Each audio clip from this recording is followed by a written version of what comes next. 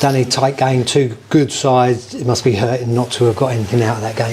Yeah, disappointing from our perspective. I think we play against a very good team, regardless of their recent results. I mean, you look at the run they've been on. I think they lose to Man City. They then go down to 10 men in a game they're controlling at Cheltenham. They're 1-0 up and they lose that, and then they lose at Shrewsbury, where they are significantly the better team. So we know that they've got good players and they're a good team. We know that we have to be at our best. I think we quite found our rhythm in the first half. They're a difficult team to play against because they play quite direct, play quite quickly forward. They have a long throw that the left centre half goes all over the pitch to take. So the ball's not in play much. I think the ball's in play 18 minutes in the first half, which for there only to be 1 minute of added time in the first half is just beyond me. But if we're honest, I think we contributed to the lack of rhythm. I thought we gave too many fouls away, whether they were all fouls or not. That's for someone else to judge. But my feeling was that, yeah, we didn't quite execute as technically well as we would have liked. And first half, I didn't think we quite found the levels that we're capable of getting to. In that second half, after the first 10 minutes or so, which continued a bit like the first half, but as soon as we kind of got a grip on it, we were by far the better team and created some really good areas without that clinical and... Yeah, it felt very much like the Barnet game. We were really in the ascendancy. We created some great chances. We didn't take them. That happened in the Barnet game. We kept going and kept going. We got into so many good areas. Maybe just again technical execution of the final action wasn't quite there. But then when we were in the ascendancy, it only felt like one team was going to win that game. We thought it was there for us, but then we just let a really bizarre goal in.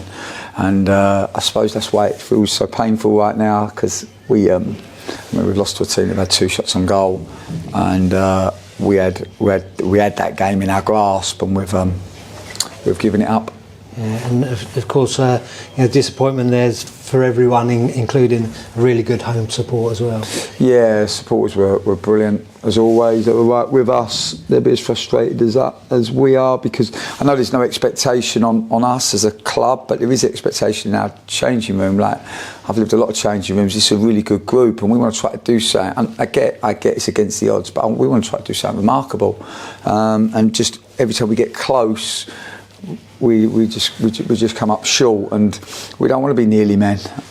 We don't want to be that. We want to, I know that we don't have some of the things that the other clubs that we're competing against have, but we've got good players, and today, ultimately, when you create as many chances as we did second half and you don't take them, and then you let a really poor goal in, you lose, and that's football, and we all have to. Feel that disappointment and suck it up. I think 2 weeks ago we lose to Barrow. We're disappointed. It's the last time we had a 3-game week. We responded really well. Cambridge, and then on the Saturday against Barnet. And we have another opportunity to show our minerals again this week. We go to Chesterfield, who are an excellent team themselves, and then away to Newport County. And we want to try to achieve something as a club. We feel like we can, and we ain't about to give up yet. I can assure you of that. Yeah, and good and bad news on the squad front with Harry Anderson back involved, and of course Tom Smith. Yeah, really pleased to have Harry back. He's so important to us, but really disappointed to lose Tom. He actually got injured in the warm up against Barnet last Saturday, and we feared the worst, and we went to see a specialist, and he needed an op, and he's actually had that op this morning. So I spoke to him. The op was successful. He's in a good place, and he's now recovering. But that'll be him till the end of the season. And at the moment we have Harrison injured as well. So I think our next available goalkeeper is still at school. So these are just the challenges that we face, but we know what they are.